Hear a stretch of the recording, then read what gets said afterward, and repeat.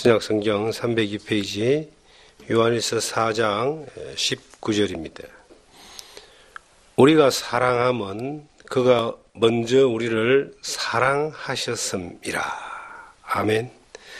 요한일서 4장 19절의 말씀을 통해서 하나님의 사랑이라는 주제로 이 시간 함께 은혜 나누기를 원합니다. 성경에서 전체적으로 말하는 말씀의 주제가 하나님의 사랑입니다.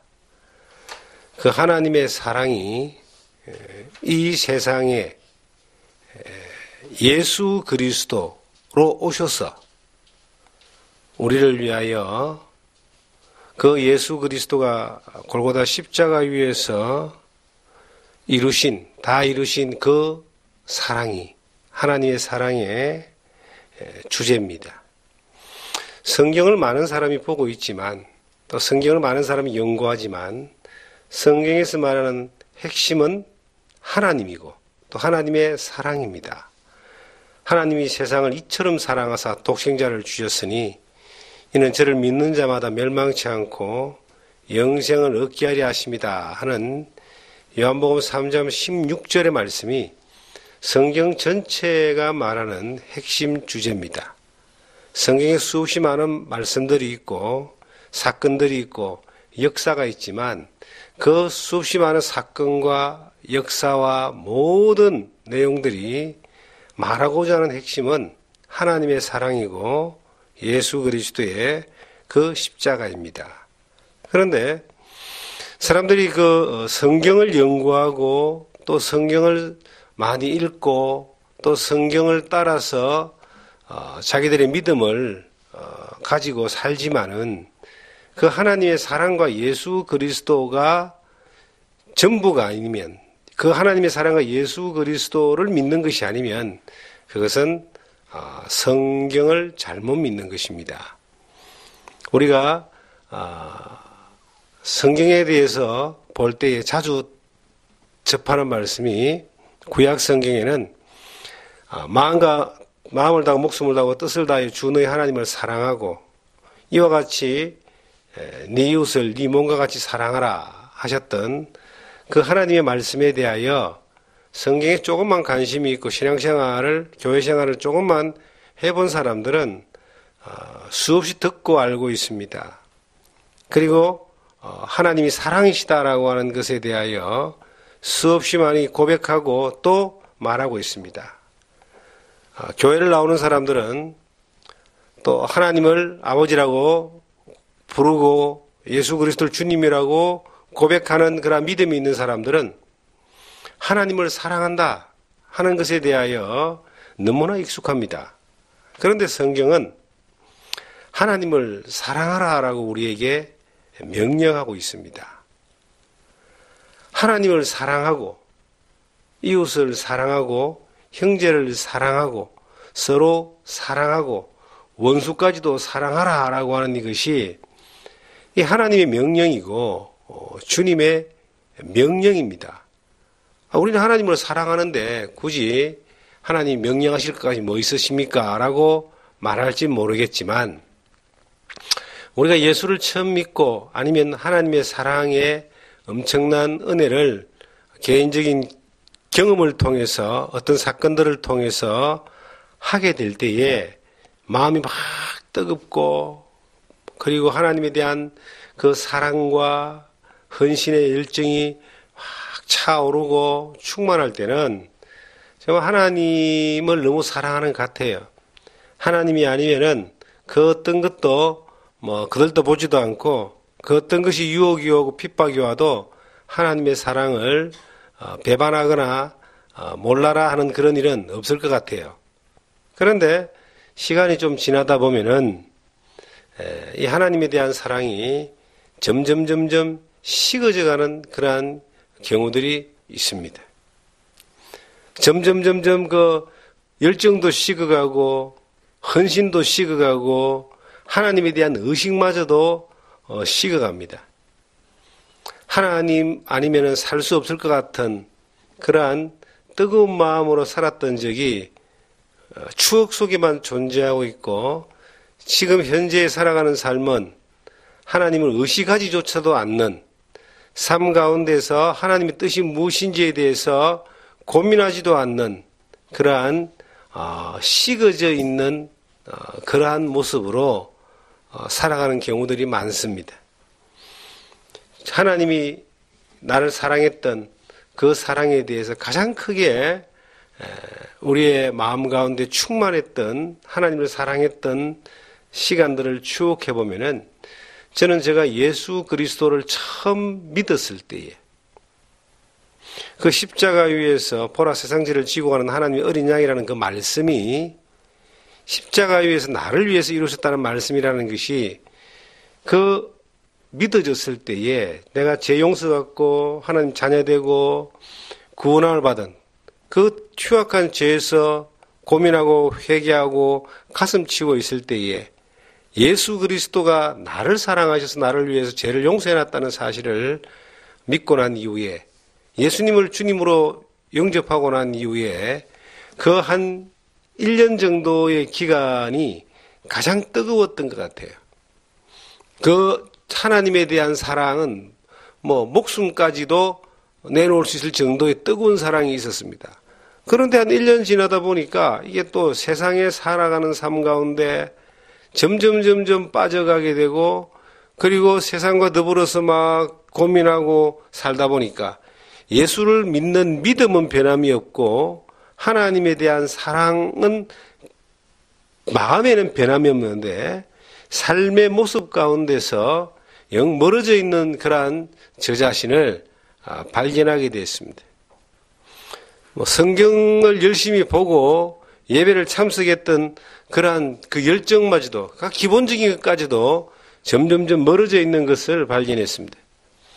그러고 난 이후에 제가 이제 하나님이 세상에 푹 빠져서 발을 뒹구고 그렇게 심령에 불편함은 있었지만은 삶 가운데서 세상에 여전히 이전에 살았던 모습들로 살아갈 때에 제가 하나님이 은혜를 주셔가지고 큰 징계를 받습니다. 허리를 한번 다치게 돼요. 다쳐서 다친 것이 아니라 어쩌다 보니까 허리가 주저앉아 버린 겁니다. 그리고 이제 아무 일도 하지 못하고 밖에 나가지도 못하고 꼼짝없이 긴 시간 치료를 받으면서 고민하면서 절망할 때에 그제서 비로소 하나님 앞에서 내가 얼마나 잘못된 선택을 하고 살았는가라고 하는 것에 대해서 후회의 눈물을 흘리게 되고 하나님 앞에 삶 가운데서 진정한 회개가 한번 있었습니다.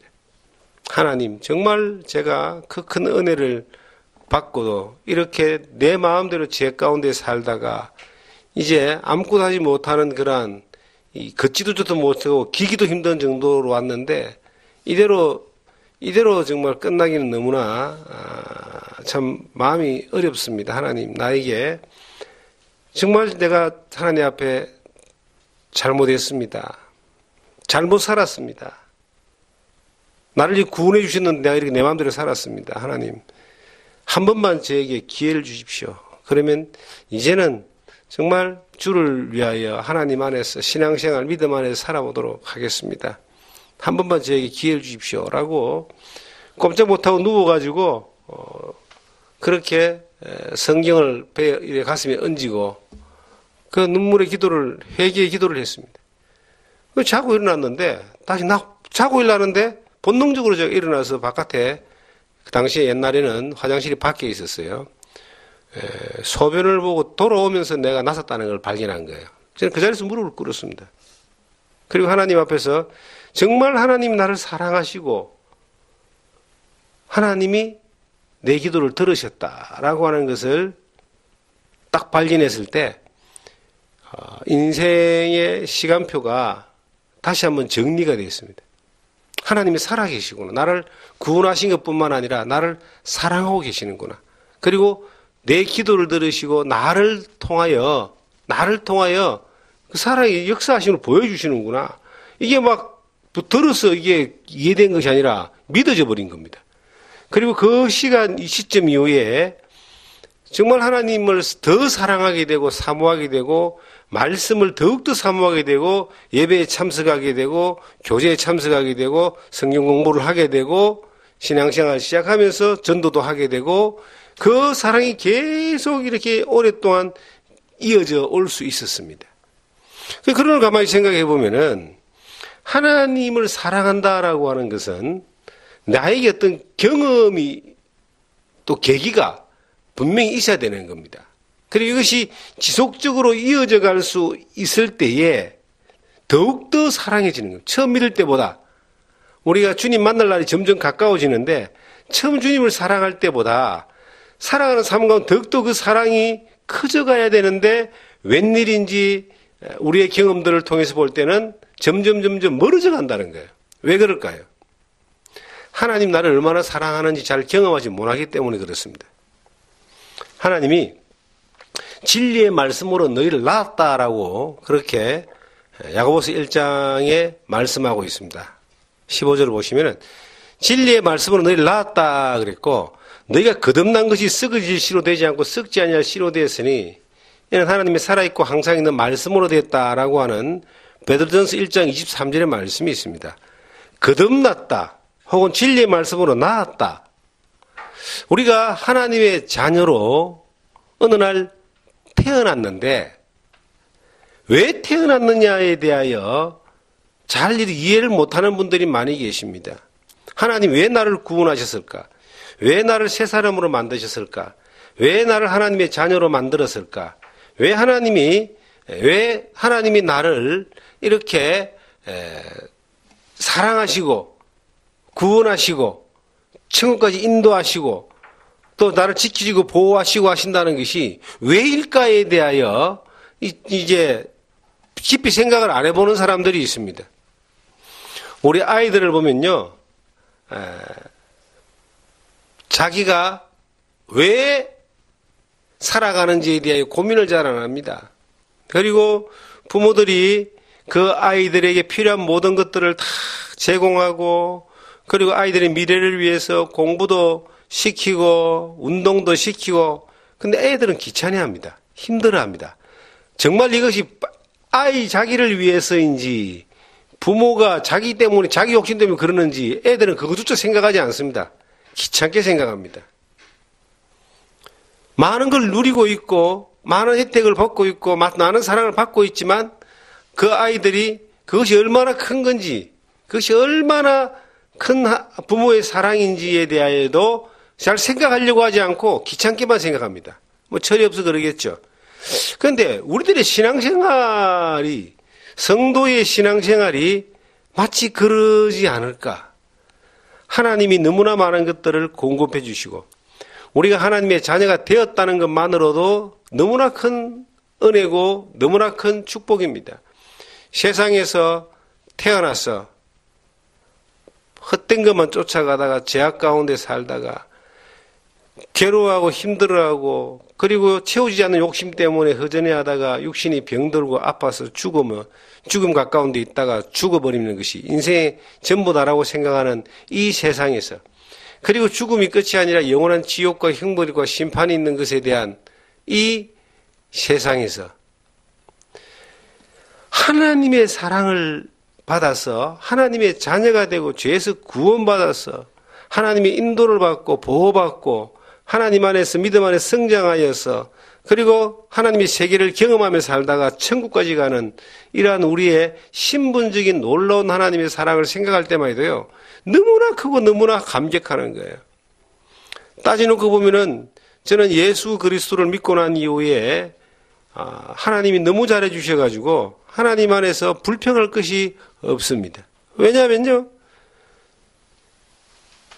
하나님이 나를 구원하신 것만 생각해도 어느 날 한 번 사람은 다 죽게 돼 있는데 죽음 이후에 영생까지도 약속하셨고 영원한 천국 하늘 시민권까지 보장해 주셔서 그리고 또한 믿음 안에 살아가면서 하나님이 은혜 가운데 있는 상급까지 약속하고 있는 상급을 얼마나 받을지 어떤 칭찬을 받을지에 대하여 큰 자신은 없습니다. 왜냐하면은 정말 주를 위해서 살았다라고 하는 많은 순간들을 돌이켜봐도 그것이 진정 주를 위한 것이었는지에 대하여 의문을 붙일 때가 많아요. 성숙하지 못하고 성장하지 못한 가운데 자기 열정과 열심만 가지고 또 살았던 시간들이 얼마나 많았는가 돌이켜보건대 그런 또 회한도 있고 후회도 있습니다. 그러나 주님을 사랑하는 믿음으로 살았고 또 주님을 따라 살았고 주님의 말씀을 따라 순종하며 살았고 주의 역사에 쓰임받는 통로로 그 역할을 감당하기 위해서 충성하며 살았던 시간들이 지금까지 많은 시간 가운데 이어져 오고 있기 때문에 분명한 것은 네가 행한 것을 행위대로 갚아주겠다라고 말씀하셨습니다. 그래서 믿음 안에 살았고 믿음의 순종을 따라 살았던 순간들에 대하여 그것은 내가 개인적으로 판단할 수 있는 부분은 아니지만 하나님 편에서 분명히 어떤 계산을 하시리라. 그리스도의 심판대에 섰을 때에 그 분별되어지리라는 그러한 믿음은 가지고 있습니다. 그런데 그러한 그 믿음을 가지고 있기 때문에 살아온 시간들에 대해서 세상에 어떤 것들, 어떤 보상이 없었다 할지라도 지금 주 안에 있는 것만으로도 충분한 보상을 받고 있고 지금 주님이 육체의 생명을 거두어 가신다고 했을 때에 뭐 후회할 거나 불만할 거나 거부할 이유가 하나도 없이 아멘 주 예수여 어서 오시옵소서라고 받아들일 수 있는 받아지는 어쩌면 그것이 더 기다려지는 그런 가운데 살게 되는 겁니다. 빌립보서에 보시면 바울 사도가 내가 사는 것도 좋지만은 죽는 것도 그것도 즐겁다 그랬습니다. 살아 죽으라 내가 주의 것이다 고백을 하면서 이 땅에 사는 것도 하나님의 은혜지만 주님이 나를 데리고 가도 그것도 하나님의 은혜다. 기쁘다. 그런 고백들을 볼 때에 그것이 하나님의 은혜 가운데서 머물며 살아가는 사람들의 진정한 고백들이 아니겠는가. 또 그러한 고백들을 나도 고백할 수 있는 삶 가운데 살게 하시니 얼마나 감사한지 모르겠습니다. 그런데 우리가 살아가면서 하나님의 사랑 가운데 지금 내가 죽어도 육체의 힘이 끝이 나도 불평할 것 없고 불만할 것 없고 감사함으로 갈 수 있는데 왜 하나님이 우리를 이 땅에서 살게 하고 하나님이 사랑하셔서 하나님 자녀 되게 하시고 왜 우리를 지금도 그렇게 사랑하시고 영원히 사랑하시느냐에 대해서 우리가 좀 생각해 볼 필요가 있고 그 이유에 대해서 알아야 될 필요가 있는 겁니다. 며칠 전에 우리 예찬이가 생일이라 그랬어요. 그래서 제가 야 예찬아 생일날로 태어나 좋다 그래요. 생일날은 네가 선물 받는 것이 아니고 너를 낳아준 너희 엄마가 얼마나 힘든 줄 알았냐. 엄마 아빠한테 감사합니다라고 네가 선물하는 날이다. 그 아이가 제가 그런 이야기를 했는데 이해를 했을까요? 못했을까요? 이해를 못하는 것뿐만 아니라 왜 저런 말을 하는지 모르겠다고 나를 쳐다보는 거야. 저 아이가 한 5년이나 10년이 더 지나서 이제 20대가 되고 그러면은 조금은 이해를 할 겁니다. 저는 공교롭게도 제가 태어난 생일이 우리 어머니하고 생일이 똑같았어요. 그래서 어릴 때는 생일날 별로 안 챙기잖아요. 어릴 때는 미역국 한 그릇 잘하면 잘 얻어먹으면은 괜찮을 정도, 이 정도였습니다. 어느 정도 이제 나이가 먹고 난 이후에 이제 생일이라고 하는 것이 집을 떠나 있었기 때문에 청년 때는 잘 모르고 그냥 지나갔습니다. 결혼을 하고 난 뒤에 이제 생일이 왔습니다. 생일에 대한 큰 그리스도인들이 육체의 생일에 대해서 크게 생각하지는 않지만 그래도 기억을 하잖아요. 그런데 빠짐없이 그날이 제 어머니의 생일이었습니다. 그래서 어머니의 생신을 이제 챙겨드리기 위해서 어머니 계신 곳에 가서 생신을 같이 챙기고 공교롭게 그게 또 추석하고 바로 붙어 있는 연휴 기간이라 이제 자연스럽게 그렇게 긴 세월 그렇게 해왔습니다. 그게 반복이 되면서 생각을 해봤어요. 야, 나는 내 생일에 내가 생일이라고 하는 날 나를 낳아주신 어머니에 대하여 감사를 자동적으로 몸으로 표현할 수 있고 말로 표현할 수 있는 그런 아주 좋은 그런 이 환경 가운데 태어났구나. 그런 생각을 해본 적이 있습니다.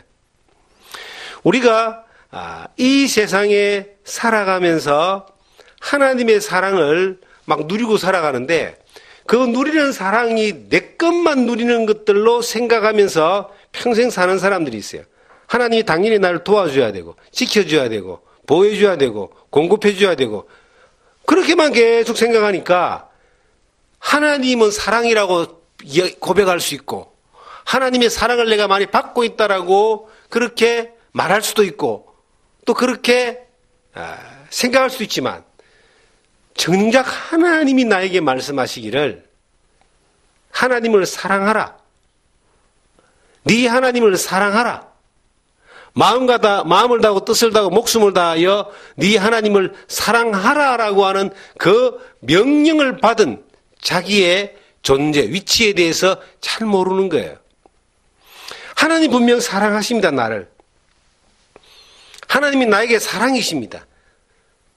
그런데 그 사랑을 받은 우리들에게 네가 하나님을 좀 사랑해봐라 라고 말씀하고 있는 거예요. 철이 들었다 그러잖아요. 아이들에게, 제가 꼬마에게 네 공부시킨다고 이렇게 엄마 아빠가 자꾸 잔소리하고 하는 것도 다 너를 위한 것이야. 이렇게 이야기해봐야 절대 못 알아먹습니다. 자기를 위한 것이라는 말이 절대 이해가 안 돼요. 이 부모가 자기 이웃 때문에 자기에게 이 공부를 시키는 거고, 과외를 시키고, 운동을 시키고, 먹기 싫은 거 먹으라 그러고, 병원 데리고 가고, 그렇게 생각하지, 정말 부모님이 나를 얼마나 사랑했으면 나를 위해서 이렇게 희생할까, 이런 생각 잘 안 하잖아요. 철이 없어서 그렇습니다. 철 들고 나면은, 나이가 좀 먹고 성숙하면은, 왜 그랬는지 이해가 되고, 또 자기가 부모가 되어 보면, 그때는 더욱더 자기 부모에 대하여 더 애틋한 마음과 감사한 마음이 생기겠죠. 인간은 대부분 그러한 모습으로 세대를 지나가고 있습니다. 그런데 신앙생활을 하는 그리스도인의 입장에서 하나님의 사랑을 누리고 받고 살아가는 사람들의 입장에서 왜 하나님이 우리에게 너 하나님을 사랑하라는 명령에 대하여 그렇게 생각도 하지 않고 그것이 나와 전혀 상관없는 것처럼 여기며 의식하지도 않고 살까요? 성숙하지 못하기 때문에 그렇습니다. 성장하지 못했기 때문에 그렇습니다. 믿음이 성숙하고 성장하면은 하나님의 사랑을 많이 경험한 것뿐만 아니라 그 하나님을 사랑하게 되어 있습니다. 그건 열정이나 순간적인 어떤 그런 감정이나 뜨거움이 아니라 삶 가운데서 이것이 깊이 젖어들어서 살아 역사하시는 하나님, 그 하나님을 사랑하게 되는 겁니다. 우리가 왜 하나님을 사랑해야 되는가? 아니, 하나님이 얼만큼 나를 사랑하셨는가에 대해서 우리가 고민해 볼 필요가 있습니다. 요한일서 3장 1절에 보시면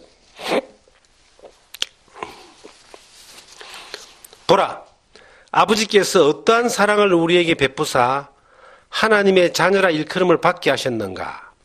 우리가 그러하도다. 그러므로 세상이 우리를 알지 못하면 그를 알지 못함이라. 사랑하는 자들아, 우리가 지금은 하나님의 자녀라. 장래에 어떻게 될지는 아직 나타나지 아니하였으나 그가 나타나시면 우리가 그와 같을 줄을 아는 것은 그의 참모습 그대로 볼 것이기 때문이니. 여기 보니까요.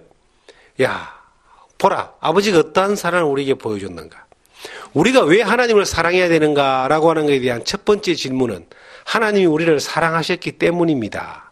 아버지가 보여준 어떠한 사랑은 핵심이 십자가 위에서 내 죄를 다 담당하신 성자 예수 그리스도의 피 흘림으로 죄 용서함을 받아서 구원함을 받고 하나님의 자녀가 된 그 사건이, 그 사실이 우리 가운데 있기 때문에 우리가 하나님을 사랑할 수 있습니다. 어떠한 사랑? 네가 어떻게 하나님의 자녀가 되었느냐? 내가 내 아들 보고, 네가 어떻게 내 아들이 됐느냐? 내가 질문할 필요가 없잖아요. 왜냐하면 내 아들, 딸은 그 아들, 딸이 어떻게 내 아들, 딸이 된가에 대해서 너무나 나는 생생한 시작부터 지금 현재까지의 모든 과정들을 다 알고 있고 그 과정들을 다 보고 있기 때문에. 그런데 정작 자녀들은 내가 아버지가 내 아버지고 어머니가 내 어머니지만 내가 어떻게 내 엄마 아버지의 자녀가 되었는가에 대하여 고민 안 하고 산다는 이야기죠. 생각 안 하고 산다는 이야기죠. 그런데 어느 날 시간이 지나면 고민해 볼 때가 있고 생각해 볼 때가 있죠. 우리가 어떻게 하나님의 자녀가 되었는가? 하나님이 나를 사랑하셔가지고 예수 그리스도를 통해서 죄 용서받고 구원함 받아 하나님의 자녀된 것뿐만 아니라 아버지의 나라에 예수 그리스도와 같은 영광스러운 모습으로 변화되어져서 참여할 것에 대한 약속까지도 하나님의 사랑 안에 있기 때문에 이것은 우리에게 자연스럽게 연결되어 이어져가는 하나님의 기업이고 약속인 것을 요한일서 3장 1절에서 2절은 우리에게 말하고 있습니다. 내가 하나님의 자녀가 되어진 것에 대한 그 태어난 것에 대한 시작에 대한 확실한 증거가 있다는 거예요. 예수를 믿고 하나님의 자녀가 되어 하나님의 사랑 가운데서 머물러서 영원한 사랑 가운데 들어가는 것이 약속된 사람들에게 그 하나님이 우리에게 어떠한 사랑이 너에게 있었는지에 대하여 너의 경험에 대하여 한번 생각해 봐라. 더듬어 봐라는 겁니다. 실향민들이 있습니다. 6.25 사변 이후에 38전 휴전선이 갈리고 이 피난 내려와서 그 실향민들이 가장 많이 모여 살고 있는 곳이 어디냐 했더니 속초하고 고성 쪽이랍니다. 그 바로 이 금강산이 바라보이는 그 지역에 지금도 많은 실향민들이 살고 있어요. 돌아가고 싶은데 갈 수 있는 길이 없잖아요. 근데 그들이 돌아가 보진 못했지만 50년, 60년 돌아가 보진 못했지만 그 옛날 어린 날 그 추억과 기억 가운데 그 동네는 다 있습니다. 다 기억이 나는 거예요.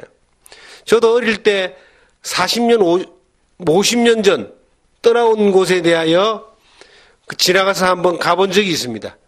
그런데요, 많이 바뀌어 있는데 어렴풋이 기억 가운데서 그 옛날 기억들이 이래 나오는 걸 제가 봤어요. 아마 실향민들은 꿈속이라도 그걸 늘 생각하니까 더욱더 그럴 거예요. 그 옛날 어떤 시작, 내가 그 추억 가운데서 경험되어졌던 것들이 기억되잖아요. 우리가 신앙생활 해가는 가운데서 늘 잊지 말아야 되는 것은 보라, 아버지께서 어떠한 사랑을 우리에게 베푸사 아버지가 나를 사랑하시고 내가 아버지의 아들이 되기 위하여 이루어졌던 그 아버지가 내게 준 그 사랑, 바로 예수 그리스도의 십자가의 사랑, 이 사랑이 어떻게 내 안에 확실하게 이루어져 있는가에 대하여 늘 우리가 되새겨볼 필요가 있는 겁니다. 구원의 즐거움, 하나님의 자녀됨에 대한 이 소망은요, 날마다 자주 끄집어내 볼 필요가 있습니다. 그래서 찬송가를 부를 때에 요즘은 우리가 늘 저희들도 예배 가운데 늘 예수 그리스도의 은혜와 하나님의 놀라운 사랑에 대해서 복음에 대한 구원에 대한 소망에 대한 찬송가를 예배 가운데서도 늘 한 곡씩 예배 중간 순서 가운데 부르기를 원합니다. 찬양하기를 원합니다. 왜냐하면 이것은요, 아무리 부르고 아무리 고백해도 지나침이 없는 하나님의 사랑을 더욱더 확인하고 그 사랑 가운데서 우리의 삶을 더욱더 고백하는 삶의 모습이기 때문입니다. 하나님이 나를 사랑하셨다는 그 사랑의 과정들이 지난 추억 세옥에만 머물러 있고 끝나는 것이 아니라 늘 삶 가운데서 어떠한 사랑이 내 가운데 하나님이 이루어 주셨는가를 생각하고 고백하고 이것을 끄집어낼 때에 우리가 정말 하나님을 사랑하게 되는 하나님을 사랑하는 삶으로 이어져 갈 수 있습니다. 많은 사람들이요, 삶 가운데 하나님을 사랑하지 않는 이유가 뭔지 아세요? 내게 임한 하나님의 사랑에 대한 것이 너무나 멀리 먼 기억 속에 존재하기 때문입니다. 예수를 처음 믿을 때 가졌던 그 큰 은혜, 그리고 어떤 순간순간 하나님 나라를 사랑하셨던 것에 대한 그 큰 은혜들, 경험들을 우리가 늘 현재를 살아가는 삶 가운데서도 이것이 고백되어지고 또한 이것이 내 가운데 기쁨으로 늘 채워질 때에 지금 현재 하나님을 더 많이 사랑해지는 거예요. 우리가 하나님을 사랑하는 것이 왜 하나님을 사랑하지 못하는가를 생각해 보세요. 내가 지금도 왜 뜨겁게 하나님을 더욱더 사랑하지 못하는가를 생각해 보면요, 나에게 임한 하나님의 사랑에 대한 경험이 너무나 멀리 있기 때문에 그렇습니다. 경험이 멀리 있어도 그 하나님이 나를 사랑하셨다는 사랑의 그 놀라운 손길들을 늘 오늘도 감사하고 또 고백하고 찬양하고 기억하면서 있다면 나는 오늘 더욱더 그 하나님을 사랑하게 되는 겁니다. 하나님은 나에게 참 많은 걸 주셨거든요. 나를 태어나게 하신 것뿐만 아니라 나를 사랑하셔서 하나님의 자녀로 태어나게 하신 것뿐만 아니라 하나님은 우리를 기르시는 목자라고 성경에 기록되어 있습니다. 어느 정도 기르시느냐? 마태복음 6장을 보시면은 참 너무나 귀하고 너무나 단순하면서도 가슴 저려지는 그러한 말씀이 마태복음 6장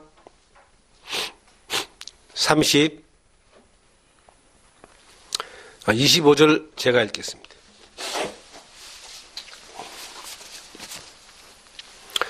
그러므로 내가 너희에게 이르노니 목숨을 위하여 무엇을 먹을까 무엇을 마실까 몸을 위하여 무엇을 입을까 염려하지 말라. 목숨이 음식보다 중하지 아니하냐 몸이 복보다 중하지 아니하냐. 공중의 새를 보라. 심지도 않고 거두지도 않고 창고에 모아 들이지도 아니하되 너희 하늘 아버지께서 기르시나니 너희는 이것들보다 귀하지 아니하냐. 너희 하늘 아버지께서 기르신다 그랬어요. 너희가 이것들보다 귀하지 아니하냐. 공중에 나는 새도 하나님이 기르시고 들에 핀 그 뒷절에 보시면 들에 핀 백합화도 하나님이 기르시고 들풀들도 하나님이 기르시는데, 자 30절 보겠습니다. 오늘 이 땅 내일 아궁이에 던져지는 들풀도 하나님이 이렇게 입히시거든 하물며 너희일까 보냐. 믿음이 적은 자들아. 그러므로 염려하여 이르기를 무엇을 먹을까 무엇을 마실까 무엇을 입을까 하지 마라. 이는 다 이방인들이 구하는 것이라. 너희 하늘 아버지께서 이 모든 것이 너희에게 있어야 할 줄 아시느니라. 제가 이 말씀을 참 30년도 더 전에 외웠던 말씀이에요. 이 마태복음 6장의 이 말씀을. 그리고 이 말씀이 어느 날 믿어졌어요. 그리고 그 믿음 가운데 지금까지 살고 있습니다. 너희는 먼저 그의 나라와 그의 의를 구하라. 그리하면 이 모든 것을 너희에게 더하여 주시리라. 이 말씀을 경험하면서 이 말씀이 실체된 것들을 30년이 지나는 삶 가운데 살면서 살고 있습니다. 그런데 30년 이상 살아보니까 이 말씀은 진리였습니다. 그리고 지금도 그렇게 살고 있습니다. 그런데 여기서 우리가 하나님의 사랑이 어떠한 것인가라고 하는 것을 이제 실제 생활 가운데서 느껴지고 경험하고 고백하는 그러한 이유가 뭐냐면 하나님이 우리를 기르신다는 거예요. 좀 더 세게 이야기하면 하나님이 우리를 책임진다는 겁니다. 하나님이 낳으신 것뿐만 아니라 우리의 평생을 책임지면서 기르고 계신다. 이 기른다는 가운데는 보호한다, 인도한다, 지킨다, 공급한다, 그리고 우리를 살피신다. 다 들어가 있어요. 여호와는 나의 목자시니 내가 부족함이 없음이로다. 그가 나를 푸른 추장에 누이시며 실만한 물가로 인도하시는도다. 이것을 우리의 목자 되신 주님, 하나님을 말씀하시는데 이걸 우리를 기르시는 하나님이다. 이렇게 말할 수 있습니다. 너희에게 성경에 보니까 이 모든 것이 너희에게 있어야 할 줄을 아시느니라. 자, 이것을 이해하는 데는 자식을 키워보면 압니다. 자식이 부모가 내 필요한 걸 다 준비하고 공급하는 것이 부모의 나를 향한 사랑이다라고 하는 것을 잘 몰라요. 철없는 애들은 아무리 말해도 모릅니다. 그러니까 열받아서 부모가 열받기도 하죠.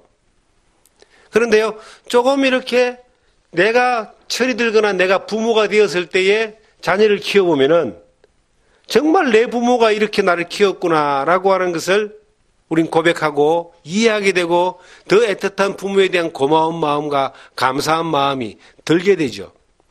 그런데 우리 하나님은요, 우리의 모든 필요한 것들이 우리에게 있어야 될 줄 다 아시고 공급하신다는 거예요.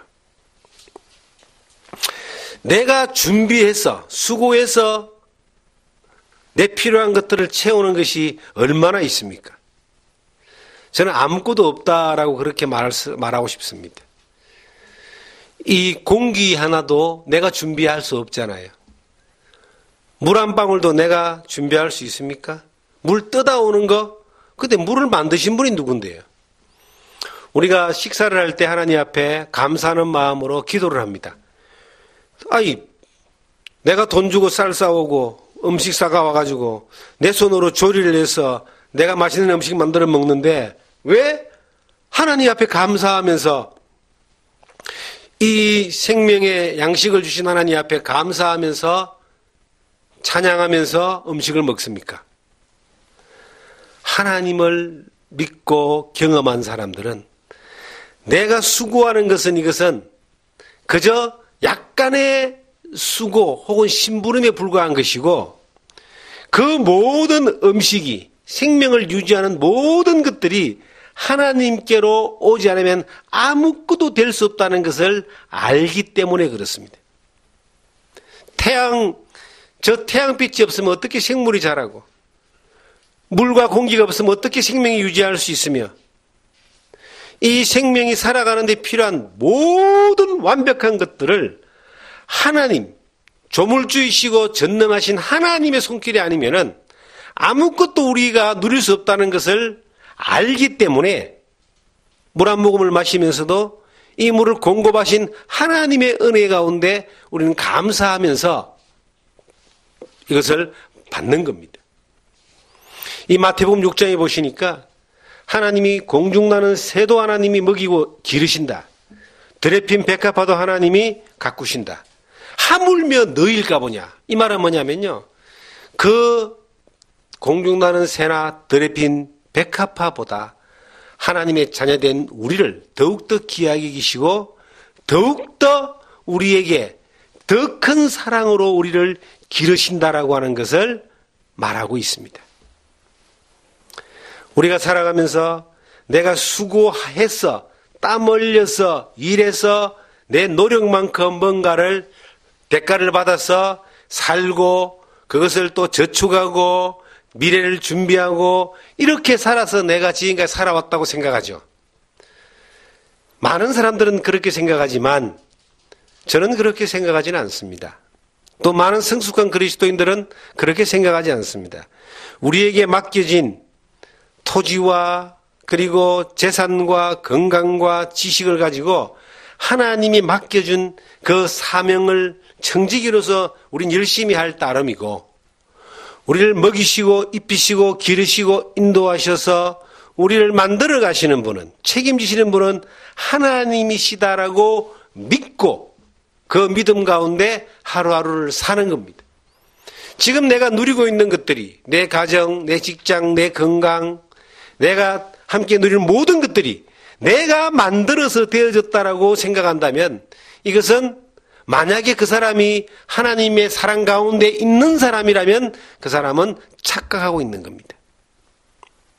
내가 나에게 맡겨진 일을 하기는 하지만 나를 책임지시고 나에게 삶을 이 인생의 삶을 청지기로 맡기신 하나님이 허락하시고 인도하셔서 내게 지금 이것을 주신 것이다. 나는 그걸 누리고 감사하고 기쁨으로 살아가면 되는 것입니다. 하나님이 나를 기르신다라고 하는 것, 가꾸신다라고 하는 것, 책임진다는 것을 우리가 고백할 때, 경험할 때 비로소 하나님을 더 사랑하게 됩니다. 내가 누리고 있는 모든 것들이 하나님이 지금 나에게 주신 것이다. 나를 기르시는 그 하나님이, 나를 가꾸시는 그 하나님이. 자연을 가까이 하는 삶을 살다 보면요, 자연이 너무나 신비롭고 오묘한 걸 느낍니다. 때가 되면은 그 sak이 나고 꽃이 피고 열매를 맺고, 사람이 가꾸지 않아도 그 만들어지는 자연의 그 신비로운 생명력을 우리는 보면은 참 하나님을 찬양할 수밖에 없습니다. 그 모든 것보다 더 가치 있게 세밀하게 가꾸시고 기르시는 대상이 여러분과 저입니다. 하나님의 사랑을 받은 여러분과 저입니다.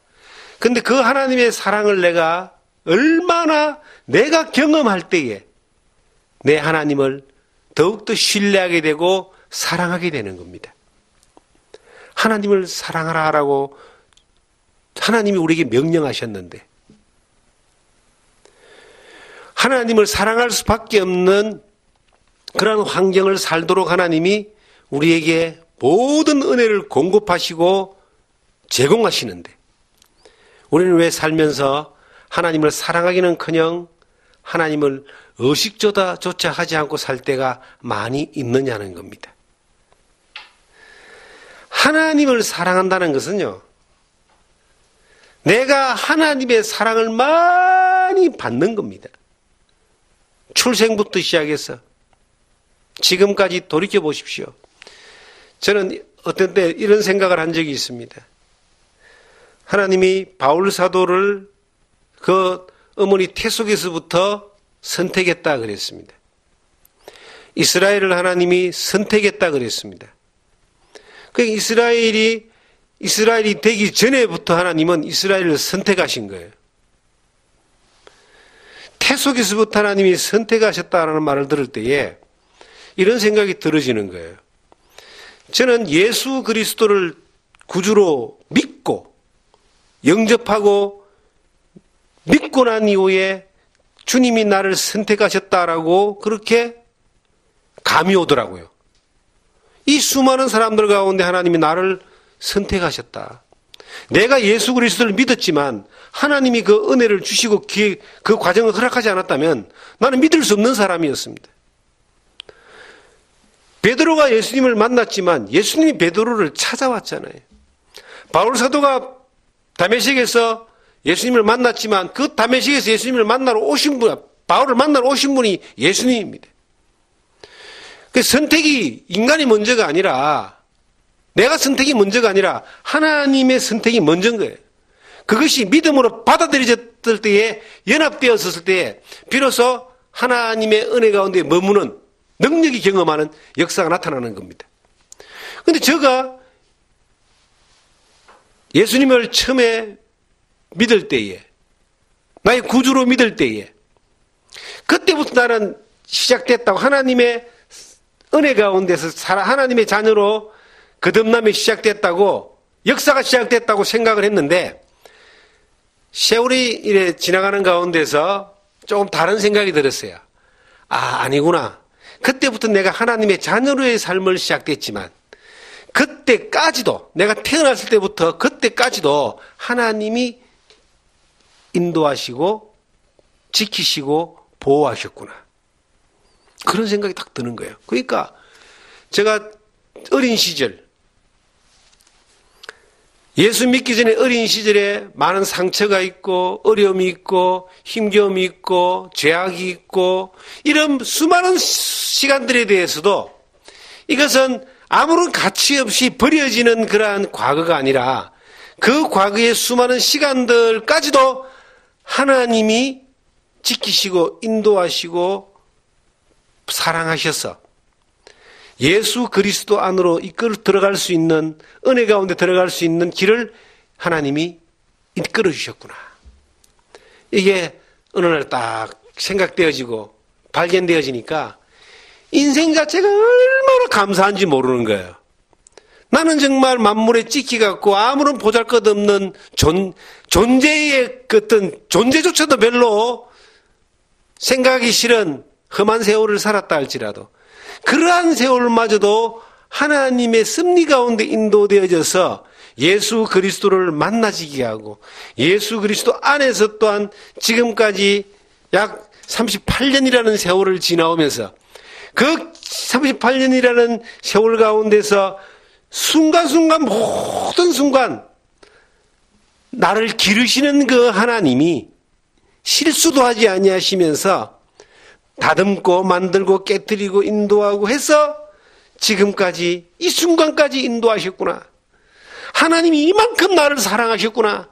예수 그리스도의 십자가의 사랑만이 사랑이 아니라 그 이전에도 하나님이 나를 사랑하셨고 그 이후에도 지금까지 매 순간 하나님의 그 사랑이 나를 기르시고 드레핀 백합화를 가꾸시는 그 손길보다 더 세밀한 손길을 가지고 하나님이 나를 기르셨구나.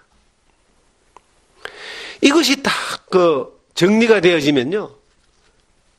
우리는 하나님을 사랑하지 않을 수 없습니다. 하나님의 사랑의 중심, 하나님의 사랑이 중심적인 그러한 삶을 고백하지 않을 수가 없는 거예요. 비록 내가 어려움을 당하고 혹은 몸이 아프고 또 어떤 불의의 사고를 당하고 아니면 뭔가 좀 잘 풀리지 않고 고민과 고통 가운데 있고 절망 가운데 있다 할지라도 그럼에도 불구하고 하나님이 나를 사랑하고 계신 것에 대한 그 삶의 고백이 우리의 삶을 통해서 고백되어지고 경험되어지고 이해되어지면 그럼에도 불구하고 우리는 하나님을 사랑하게 되고 하나님의 큰 사랑을 누리는 경험하는 그 기르심을 당하는 그러한 과정 가운데의 내 삶의 오늘이라는 것을 우리는 고백하게 되는 것입니다. 주님이 하나님은 우리에게 그런 말씀하십니다. 내가 너를 사랑하기 때문에 모든 역사를 이끌고 있다. 그게 좀 이기주의 같지만은 그러지 않습니다. 하나님 정말 나를 사랑하기 때문에 하나님 자기를 위하여 하나님 자기의 영광을 위해서요 나를 사랑하십니다. 하나님 자기의 영광을 위해서 나를 그 사랑 가운데 인도하십니다. 그 자기의 영광을 위해서 나에게 모든 사랑의 행위를 다 하고 계셔요. 저 공중나는 참새 한 마리도 그냥 하나님이 그냥 내버려 두는 것이 아니라 하나님이 기르시는 것처럼 우리를 세밀한 손길로 가장 특별한 존재로 가장 전능하신 하나님의 완벽한 작품으로 우리를 하나님이 만들어 가시는 거예요. 제가 살아가면서 행복한 사람하고 불행한 사람하고 뭐가 다른가를 가만히 생각해 봤습니다. 그런 고민을 할 수밖에 없잖아요. 행복한 사람은 하나님 앞에 절대적인 관계를 가진 사람은 행복합니다. 그러니까 하나님이 내게 주시는 것들을 늘 많이 경험하고 찾아내는 사람은요, 어떤 상황에도 행복할 수밖에 없어요. 왜냐하면 성경에 항상 기뻐하라, 범사에 감사하라, 쉬지 말고 기도하라. 이는 그리스도 예수 안에서 너희를 향하신 하나님의 뜻이니라. 하나님 앞에 있으면 항상 기뻐할 수 있죠. 왜? 하나님이 늘 사랑 가운데 있기 때문에. 그러니까 늘 감사하죠. 늘 하나님 앞에 기도하는 모습이 되죠. 하나님 앞에 있으니까. 불행한 사람은요, 늘 사람과 상대적인 그러한 평가를 합니다. 내가 내 앞에 어떤 조건을 놔놓고도 이것이 하나님이 내게 주신 절대적인 은혜와 감사함이 아니라 다른 뭔가와 자꾸 비교를 하기 때문에 다른 뭔가에 비하여 불행해지는 겁니다. 어떤 분이 이제 상담을 좀 했어요. 하러 왔어요. 그 대화를 나눴습니다. 자기가 너무 힘들대요. 왜 힘드냐 그랬더니 자기 아내 때문에 너무 힘들다는 거예요.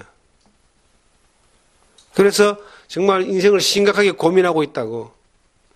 그러면서 막 이렇게 이제 자기가 겪고 있는 것들을 막 이야기하는 거예요. 이제 다 들어줬습니다. 들어주는 것도 이게 위로가 되거든요. 다 들어주고 난 뒤에 제가 그런 이야기를 했어요. 내 이야기 좀 해드리겠습니다. 뭐가 중요합니까? 물어봤어요. 삶에 있어서 이 아내가, 당신이 그렇게 싫어하는 아내가 중요합니까? 아니면 지금 무엇 때문에 아내가 불평이라 그러는데 그 무엇이 더 중요합니까? 한번 고민 한번 해보라고. 당신이 무엇이라고 하는 이것은, 무엇이라는 이거는 있어도 되고 없어도 되는 겁니다. 그 잠깐 지나가는, 우리 차 타고 지나가다가 잠깐 들리면서 우리가 뭔가 위로를 받을 수 있는, 편의점이나 아니면 과일 가게 정도밖에 안 되는 겁니다. 그런데 당신 옆에 평생 같이 가면서 당신의 모든 필요를 채워주고 함께하는 이 아내라는 사람은 잔소리하고 시리해서 불편하게 하겠지만 이 사람은 없어는 안 되는 사람입니다. 그러면 둘 중에 하나를 선택하라면 뭘 선택할 거냐고. 그렇게 이야기를 했더니 한참 고민하더라고. 그래도 그렇지 하길래 나는 100번을 선택을 해도 잠깐 있다가 지나가는 이것들을 보다는 지금까지 같이 왔고 앞으로 같이 가야 될 내 아내를 선택하겠다고. 그러면 답이 나오지 않냐고. 이 사람이 체면이 있지 말이야. 남편을 어디 앞에서 개똥같이 여기고 개똥이 아니라 소똥으로 여겨도 당신은 이 아내에 대해서 감사해야 될 부분들이 많다 하면서 몇 가지를 쫙 이야기를 해줬어요. 저도 잘 아는 사이는 아닙니다. 듣는 이야기 가운데. 물론 이제 잘 해결이 되고 또 좋은 소식을 제가 들었습니다. 우리가요, 살아가면서 가장 중요한 것은 소홀히 여기고 있어도 되고 없어도 되는 것들은 너무나 소중히 여기는 경우들이 많아요. 하나님 앞에 올바로 세워지는 믿음 가운데 딱 있으면은 있어도 되고 없어도 되는 것들에 대하여 정말 초월할 수, 넘어갈 수 있는 그러한 뭔가 좀 담대함과 너그러움이 생기는데 하나님 앞에서 그 소중함에 대한, 하나님과의 관계 가운데서의 소중함에 대한, 하나님의 사랑에 대한 소중함에 대해서 놓쳐버리면 잠깐 있는 것들, 있어도 되고 없어도 되는 것들 때문에 너무나 소중한 것들을 놓쳐버리는 거예요. 그러고 난 뒤에 후회하고 돌아오고 이게 지나간 시간들은 참 복구하기가 힘듭니다. 그래서 정말 우리가 이 성경이 우리에게 말하는 대로 하나님을 사랑하라라고 하신 하나님이 내게 명령하시는 것에 대해서 내가 왜 하나님을 사랑해야 되는가에 대한 그 이유에 대해서 우리는 좀 더 정확하게 자주 곱씹고 되씹으면서 하나님을 사랑할 수 있는 자리에 있는 여러분과 제가 되기를 주님 이름으로 부탁드립니다. 천국 갔을 때는요, 하나님을 사랑을 안 할래 안 할 수도 없고 천국 가서는 하나님을 사랑하는 명령도 필요 없습니다. 하나님밖에 없으니까요. 그 영원한 천국을 바라보며 소망 가운데 살아가는 여러분과 제가 하나님을 왜 사랑해야 되는지, 그 사랑이 얼마나 놀라운 하나님의 능력이 되는지, 또 은혜가 되는지를 우리가 경험하고 고백하며 또 방향을 잃지 않는 여러분과 제가 되기를 주님 이름으로 부탁드립니다.